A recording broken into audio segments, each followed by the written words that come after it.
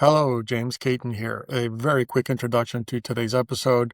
We have a great conversation with Dmitry Tikhomirov at EPAM Systems. In today's conversation, we talk about how Agentic AI is transforming claim submission and risk flagging in the insurance industry. We talk about how EPAM is upskilling their workforce across all job functions to leverage AI, including retraining sellers to articulate value propositions and training engineers in AI for business solutions. We talk about the need for companies to start experimenting with AI to avoid missing out on opportunities for basic capabilities and then continuously evolving and transforming their companies. I really enjoyed this conversation. I think you'll enjoy hearing from Dmitry. As a reminder, these conversations are part of a series of interviews that are published in an AI transformation playbook. Download link for the playbook is in the show notes. If you enjoy these kinds of conversations, share this episode with a friend, hit subscribe on your favorite podcasting platform or on your favorite video platform. Thank you so much. Listen on. Good morning, good afternoon, and good evening. Thank you everyone for joining us today. We have Dmitry Tikhomirov from EPAM talking to us about Agentic AI and what they're seeing in the industry and what they're seeing when they talk with customers. Dmitry, thank you for joining us. James, thank you for hosting me today. It's an absolute pleasure to be here. Dmitry, you're in the UK. Please tell us a little bit about yourself, your role, the company, etc. Yes, I'm responsible for cloud services for EPAM and EMEA and Asia Pacific with company from 2008. A huge fund of doing everything right in IT, starting from automation and nowadays kind of pushing boundaries with AI. Awesome. So, Dmitry, along those lines, what are customers telling you about Agentic AI? Can you give us an example of an Agentic AI project and how it is transformational for one of your customers? I guess everyone positively puzzled. Some of them would have they have different level of maturity. Some of them would understand more what agentic is. Some of them are on very early stages of experimentation and moving from relatively basic use cases as chat to your document with RAG technologies into agentic world. I probably would take two quite representative use cases for discussion. One is how AI can impact software engineering productivity, which obviously affects all of us and give us ability to do our services in a different way. And another one is impact of AI on the business processes. So first one, we have set of tools, products. We combine them under what we call EPAM AI platform.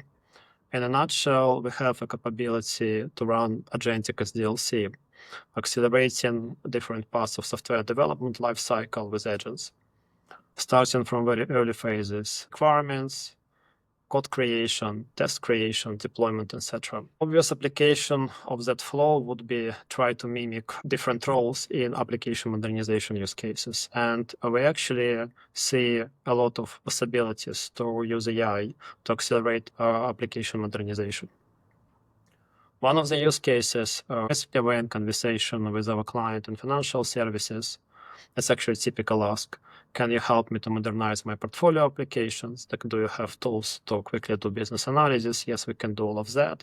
And by the way, what would be the acceleration if we can give you ability to do it with AI? And we did the pilot to demonstrate the feasibility of the feasibility of the capabilities for them, where they gave us an application which had approximately 17,000 lines of code, classical backend, front-end, .NET MVC pattern, legacy, and target was, can you guys recreate it in Azure? Can you do it based on microservices, based on Speedboom, and can you convert it to Java? Because they actually would like to consolidate the application portfolio on Java. So we put our tools in, we worked, and there are multiple complexities. Business logic, 32 tables and databases, like 45 HTTP endpoints, like more than 400 classes in C++, Documentation in that particular case was very outdated and it was in Spanish. So we put it through our flows where we can actually extract requirements from a legacy, not translating line of code to another line of code that doesn't make sense, but actually taking requirements out, shaping them to fit requirements into new architecture patterns and recreate the code and business logic on new technology frameworks. We did this project with 2 people in 2 weeks, right? Obviously, devil in details. I mean, some legacy frameworks are more complicated, but I mean, you can see potential. Another use case is actually how we can look at business change. So obviously, starting from business consultancy, reinventing the project, and after that, accelerating entire process with Agentic AI. Good use case would be probably insurance, and we have a set of capabilities which were developed for agentic claim submission. And if you envision, for example, claim submission in automotive, like you have a car crash, I mean, you need to submit a lot of documentation, you can truly automate and drive a person towards proper documentation submission by doing multiple verification with AI. And after that, on side of an insurance company for the case manager, you actually can flag potential risks. So case manager would do very fast decision without analyzing like entire history of submission and documents, etc., driving processing of the claim like below like $1, right, which actually significant impact for insurance. So 2 manifestations. So how can we change what we do? And after that, how we change business. So, Dmitry, that first project sounds really interesting. So that project with AI automation, you were able to do with 2 people in approximately 2 weeks, and you were taking legacy code that included a third language, right, Spanish. Using traditional approaches, how long would that have taken you? How much more complex would that have been, ballpark? 2 to 3 months, maybe, with kind of one squad. And with more FTEs, probably. Like, yeah, so like not 2 people. So I said like a full squad, right? Wow. Yeah. Yeah, so that's a tremendous change in the past, 12 months, 18 months worth of AI progression. And models are getting better as well, right? So obviously it's framework dependent, it's language dependent, right? You see different productivity gains, right? And after that, on top of that, you can give additional gains depending on their situation. Amazing, amazing. So, looking ahead, Dmitry, what excites you the most about agentic AI? It's actually ability to recreate everything which we do, reinvent a majority of processes, and totally recreate IT like on your architectural style, like where you would actually have agents working together to achieve the result. It's very interesting. It would go across all kind of stacks, all businesses, all industries. I think opportunity is enormous. From your perspective, right, looking at your company and how they have evolved and are planning to evolve in the adoption and usage of agentic AI, how would you describe your current AI expertise and differentiation? I think we as a company are very unique position to lead this wave, if you wish. EPAM major focus was on kind of digital transformation, either creating new applications or doing complex legacy modernization. So we don't have a huge baggage of legacy with us, right? We're a digital native company. And now for us, it's actually relatively easy to become AI native company. We have probably like 4 punchlines, if you wish. So one, which we discussed, engineering productivity, how we can reinvent what we do on our side, how we can bring these efficiencies to clients and accelerate software development with AI. Next one on business productivity side, so what we can do with individual functions in business productivity. So, for example, leveraging Microsoft Copilot M365, extending it like to extensibility, bringing kind of relevant content, accelerating business decisions.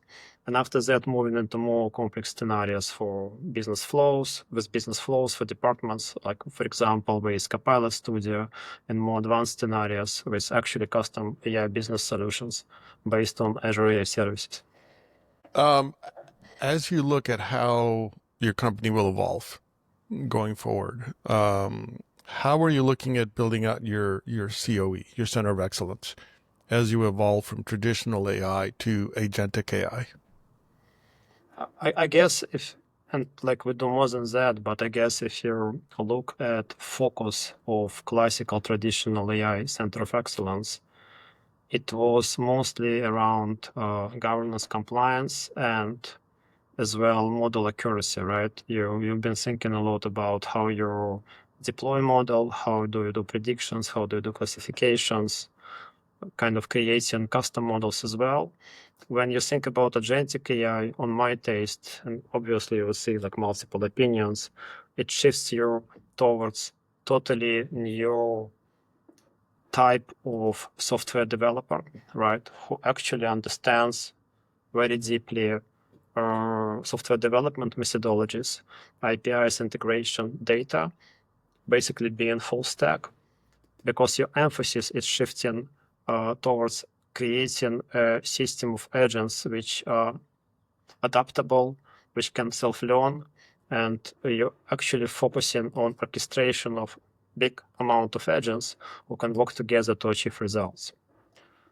So I think it's skills, it's actually patterns which evolve and extend itself from more classical data learning and ML into software engineering disciplines. And ability to decompose and reimagine processes, either technological processes like software development lifecycle or business processes with AI in mind. Broader, we retrained entire part of the company, each function, internal, external, to leverage AI on their day-to-day job. And for all clients where we have an approval and consent from a clients to use Gen AI in the projects, we use them. Dmitry, how are expectations changing for new hires? You have young people in school who entered school with a particular vision of what their software development job would be like.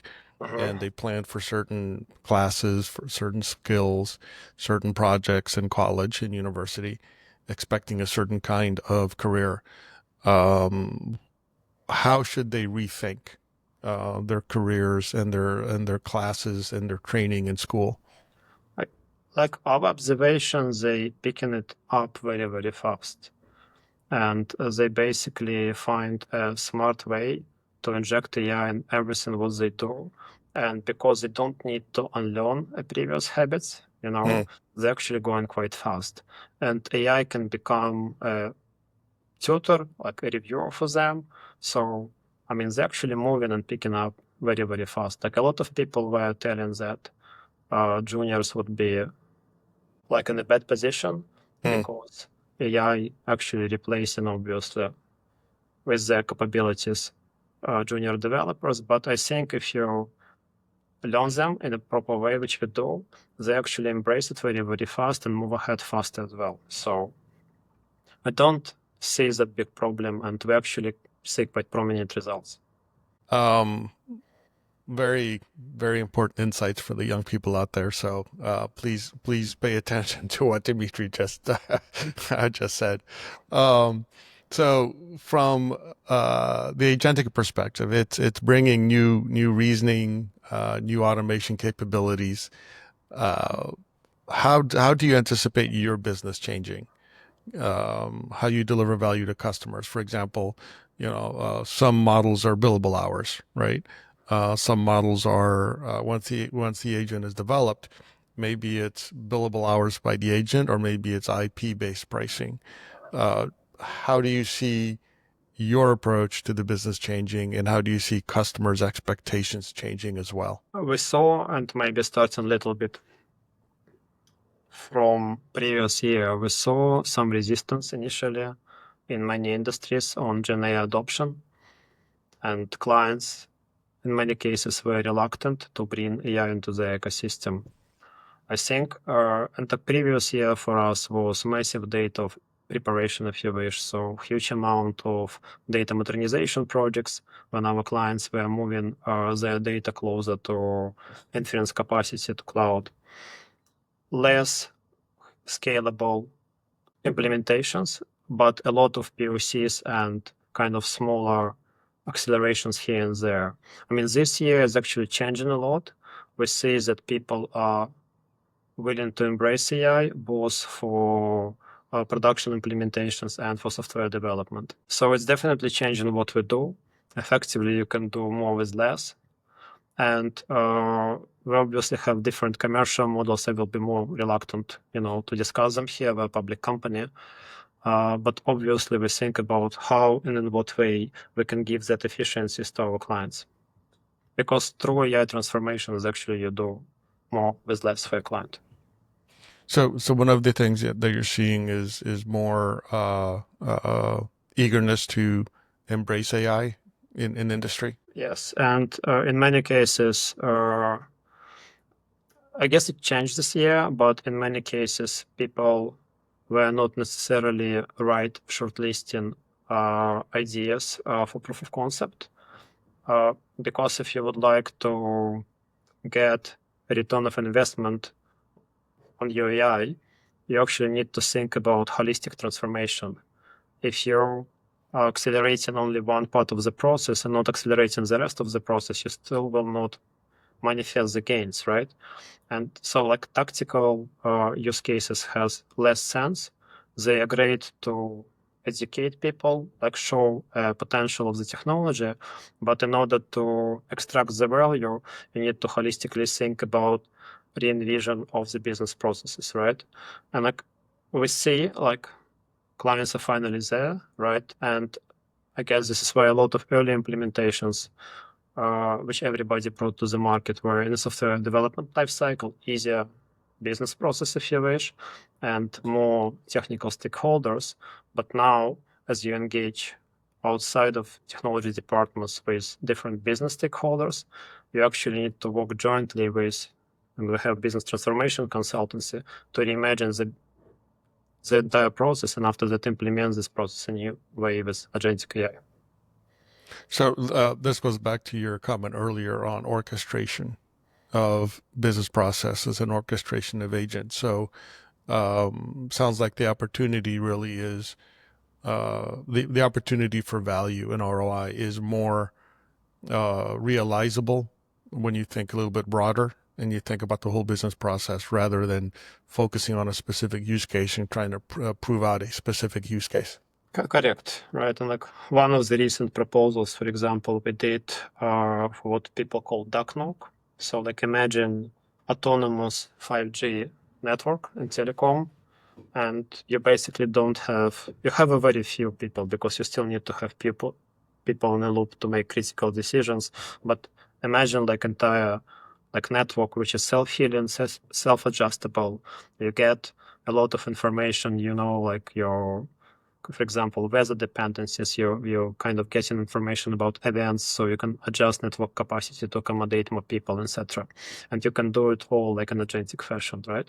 So we see as industry progresses, like from smallish applications, we actually go into end-to-end industrial use cases.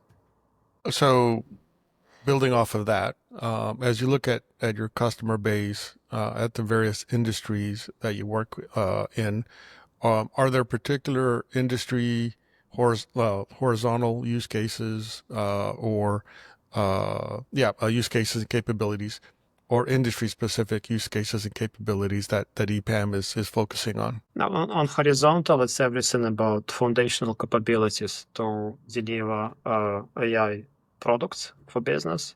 We have our own AI platform DAO, which basically gives us ability to bring in a lot of connected software and start building use cases on top of that. At the same time, we open sourcing a lot. So, for example, we can start build on like vanilla Azure capabilities. In industries, we start developing and already brought to the market multiple industrial solutions. And I guess it goes across every industry right now. So I even would struggle to imagine where people are not talking about AI. It's like everywhere nowadays. Are you finding customers looking at using AI to explore new revenue generating opportunities, new revenue generating use cases? Or are you finding customers looking at the current business as it is and improving that, seeking efficiency, seeking improvements? It's basically both, right? I guess seeking efficiencies is obviously across any business line nowadays, but as well reimagining their businesses. Like imagine, like for example, publishers, and I mean their industry would be massively changed with generative AI. So they actually reimagine entire ways they do the business. As you look at your company internally, how are you rating your workforce? Educating your workforce for agentic AI, both from a technical standpoint, but also from sales conversations. How are those changing? What are you having to do to upskill, reskill your workforce? So I skill like mostly 100% of people, like mostly 100 because you're like growing company, right? So like each new people would come and join EPAM, we would upskill them as well. And we train them across all relevant for specific job functions. Technologies, like for example, in engineering, it's obviously SDLC, starting from SDLC, and after that, moving into AI for business solutions. Same for sellers. We basically change our offerings, our products by bringing AI into the mix and retrain the staff to articulate AI value. So it goes across like entire company stack. Excellent. Dmitry, any last words of advice? You're ahead of many customers, many partners. You've dove into these new technologies. Other customers are just not thinking about this. Any advice for the industry, for customers that are thinking about this and taking the first step? I think if people haven't embraced AI yet, they need to start experimentation. And this is actually very fast moving industry. So each 2 months you would have something new, capabilities evolve. But if you're missing that continuous experimentation cycle, it's going to be harder and harder to catch up because as industry moving forward, you're kind of missing a window of opportunity to implement basic capabilities and after that start building on top of them. So my advice would be start kind of experimenting independently in what function or industry you are with AI on day-to-day basis to firstly interrupt your own productivity and after that bring it into your business line productivity transformation. There's a comment I heard recently about AI and agentic AI. And the comment is, this is as bad as it's going to be. It's only going to get better. So, if you're a customer or an industry and you're hesitant to start because maybe it's not 100% there, to your point, bring it in, experiment, and learn with it now because it will only get better. Absolutely. Excellent. Excellent. Dmitry, thank you so much for spending time with us today. I appreciate it. Thank you very much, James. It's been a pleasure.